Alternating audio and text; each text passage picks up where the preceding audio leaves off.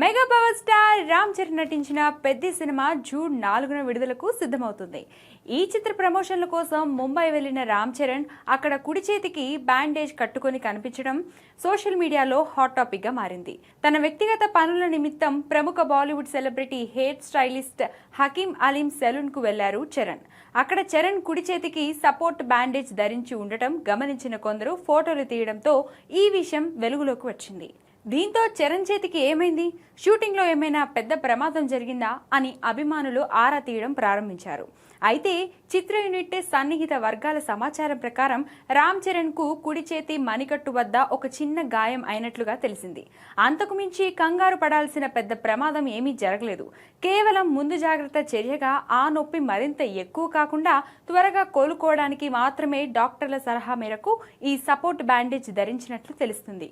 ఈ చిన్న గాయం కారణంగా పెద్ది సినిమా ప్రమోషన్లకు ఎలాంటి ఆటంకం కలగదు.